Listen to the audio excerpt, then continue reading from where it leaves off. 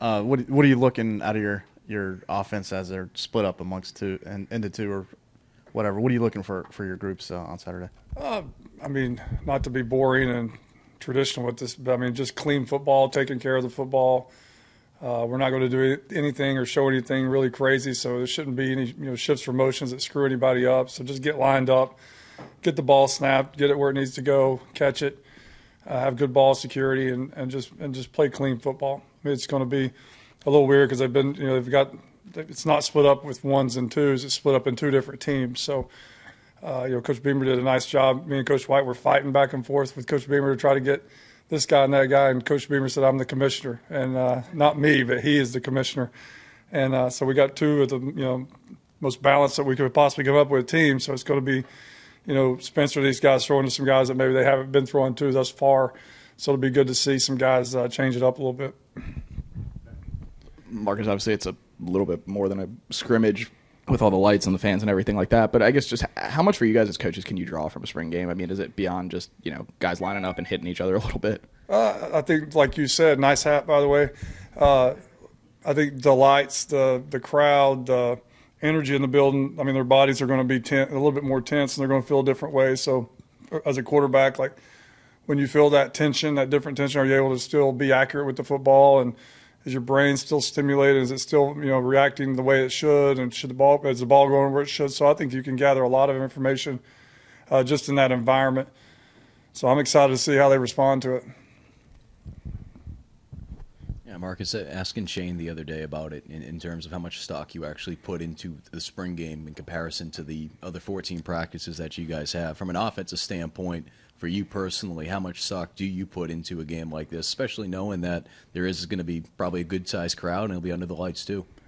I mean, I want to go out there and be clean and, move the ball up and down the field. But, again, you understand that you have different combinations and different people playing with each other. You try to make it as fair as possible.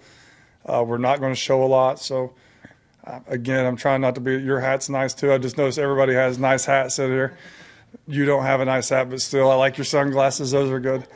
But, I put a lot of stock in it. We're going to go out there and try to move the ball. I'd love for, I want to come out of this thing with the quarterbacks feeling good where we are offensively and feeling good about our skill guys and feeling good about our passing game and our pass protection. So even though it might be a little bland, we're still going to have to throw and catch and block and protect and line up. So I take a lot of stock in this. Kind of to that, I guess, just how valuable is it for guys like, Colton and Braden and I guess Luke on some level too, just to be able to get in front of, a bigger crowd and get to play under that and, when maybe they might not get that opportunity during the actual season? It's huge. Again, just to see how they're going to react. Are they going to start doing things differently because of our crowd out there? Are they going to be able to be, not mature, but are they going to be able to be disciplined enough to just do their job and like they've been doing the first couple of weeks here of spring ball? Are they going to be able to just react and do what they're supposed to do and play the play, or are they going to try to make a play and do something boneheaded? So that's what we're looking for from them, but it will be good for them. Marcus, now that you guys have had a couple of months with this full stable of running backs, I guess just describe just the evolution that you've seen just through spring ball so far, and what are you putting on their shoulders during the spring game on Saturday night that you'd really like to encourage and see them just in terms of performance? I think from an evolution standpoint, I think the addition of we call him CBS. Hope everybody knows what I'm talking about. Christian Bill Smith. The addition of him, an older guy in the room, has been really good.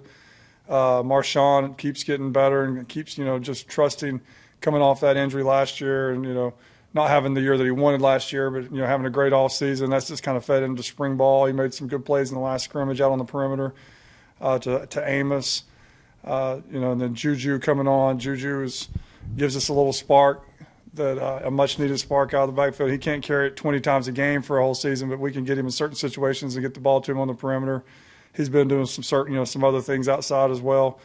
I think just again, we got to keep fighting and pushing to try to find that guy that's going to carry the ball 15 to 20 times a game. But I do like just the evolution of where they've come, where they started and where they are now. I think that they have a good mixture of being able to catch the ball, run the ball with power, get the ball on the perimeter with Juju and Marshawn. So the burden for them, not burden, but what we're looking for them in a spring game is good for running backs is you're not trying to be there for 4 hours and throw the ball every snap. So you're trying to, run the ball, keep the clock going, develop some toughness in the trenches and in the run game. So they're going to have ample opportunity to show what they can do on Saturday night.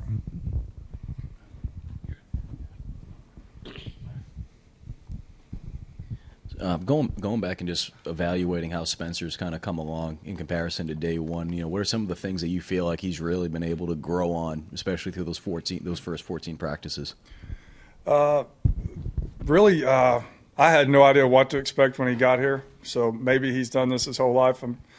But he is an unbelievable note taker, and I'm going to get to your question here. Like just noticing just in the last couple of days, he is an elite note taker. And we talk about Coach Rule used to say it all the time, like every revolution was started with a pen and the importance of taking notes. And he's really good at that. I mean, he's, you tell him something one time and he's going to write it down and he's going to go back and he's going to reorganize it and he's going to learn it. And you don't have to tell him many things more than once.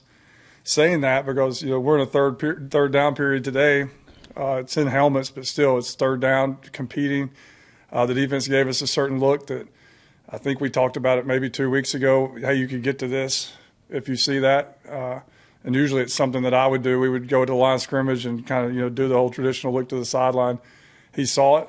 It's the first time we'd seen it since we'd talked about it. He checked to it, and it became a successful play. And just little things like that he's getting to a point in his development where he doesn't have to have someone telling him every single check to make.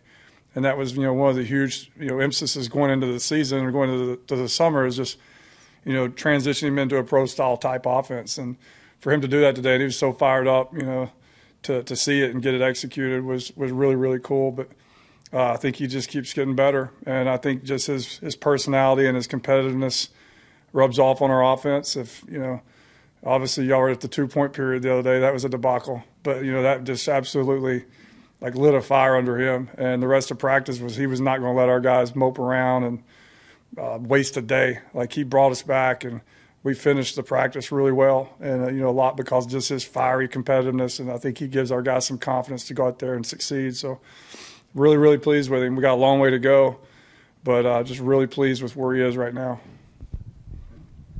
Marcus, you mentioned the running backs. I know Rashad said that he's kind of playing a little bit of H-back. He's playing some fullback. And I guess just for a guy like that, when you do have a running back room as deep as it is, I guess just what's that been like kind of being able to find some positions like that to get him on the field? And I guess same kind of thing with Juju as well. Just put those guys in positions to maybe get some touches or get on the field and use what they can do. Yeah, just trying to maximize our guys. We've had some tight ends that are banged up right now with Jaheim. And a lot like the 49ers did with Debo and their running backs is – you can play running back, you can play H-back, you can run the ball, catch the ball, you can go be the second puller on a counter play, things of that nature. So I think that those bigger backs like Amos and Twitty, those guys can do a lot of different things at that H-back position. And, Jaheim, when he comes back, can run the ball, catch the ball, all that stuff. So we're trying to make our running backs and, we call them wide backs with Jaheim and a couple of guys that we signed, just make them multifaceted of what they can do and what they can bring week to week to our offense. Yeah, Marcus, and kind of a follow-up to that from the tight end perspective, just with the amount of guys that haven't been able to participate for you guys this spring, just kind of what has that been like, just trying to, just get through a practice with just a couple of guys at that position, and I guess just kind of what have those challenges been, and how have you guys been able to, circumvent that? At the time, a little scary, but it's like anything else. It's a blessing in disguise. Chad Terrell was playing receiver. He's a bigger guy. He's kind of an H-back body. We told him, hey, this is an opportunity for you to try to find a role in this team. And from day one, he's accepted it, and he keeps getting better and better. Is he going to go out there and block the D-gap? No, but can he do some of those things at the second level and run some routes and block on the perimeter? Yes, he's gotten better and better at that. And then, we got Big Wyatt come in and let him take his knee braces off and put some receiver gloves on. And he was in 707. I was just watching it, and he was running routes. I'm sitting there thinking, Wyatt's freaking running routes out there, which is pretty cool. But I think that he's finding a role. I think he can help us to be in that D-gap blocker and still be functional enough that where you at least have to honor the fact that he can go out and maybe catch a ball. So those two guys, Kenyon's come back Was banged up a couple days, but he's come back and had a strong finish. And, he's really gaining the trust of Spencer, catching the football. He's had a couple of really nice days, had a good scrimmage the other day. So I think, once we get everybody in that room that's going to be in that room on top of the guys that got a ton of reps this spring, I think it's only going to do it's going to do nothing other than help us moving forward. Marcus, a little off topic, but I know you and Clayton worked together way back at Western Carolina. I guess I'm just curious, kind of what do you remember about working with him back then, and what it was like being together on the same staff at 25, 26 years old at that time? I just gotten married. He was not married at the time, still dating Kelly, his wife, and we just hit it off from the start. I mean, we compete, but we can mess with each other, and we take it serious, but we don't take it serious. And I take full responsibility for getting him in the game of golf. We'd sprint out of the office at 5 o'clock, and we would drive 45 minutes to Maggie Valley, which was the only course close enough to Western Carolina that would let us on the course, and we'd play until dark. And the cool story is me and Clayton were playing golf when Tiger in 2000 and what was 16? 2009 when he chipped it on 16. So 2009, we're playing golf, meeting my family at this little restaurant right outside of Maggie Valley, and we're watching the Masters, and we just sat down and Tiger chips in on 16, and we always talk about that memory. We were sitting together when we saw it and just jumping up and hugging each other, and so he's unbelievable. I think it's a blessing to be able to work for him and me to be able to work. He can tell me, hey, do this, this, and this, and I'm going to do it, not try to mess with him. I can ask him to give me certain looks, and we can just have a really good working relationship. So it's been really good. What's your overall take on the offensive line and how they progressed this spring? And obviously you had some guys who are still working their way back from injuries or whatnot, but what's sort of your take on it? We're still not there yet, but I don't think anybody's ever going to stand up here and say, yeah, we've arrived, we've gotten it. We've improved drastically. I think just the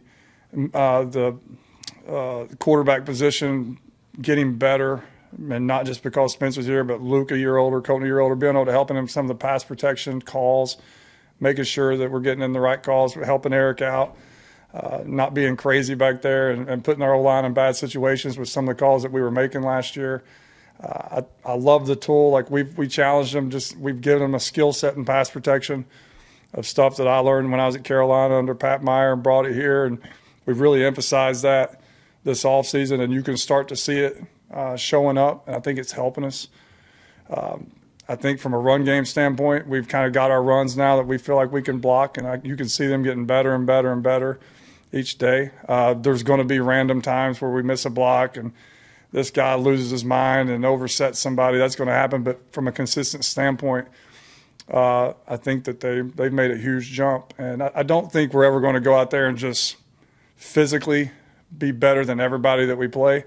But I think they've played so long together and they've played so much football. I think the one thing that we do have is experience. And they're going to be able to play a little bit faster because of the experience that they have. It's not always going to be clean. It's not always going to be mauling the opponent. But I think that we're going to be able to have some success because of our O-line and not having to overcome our O-line.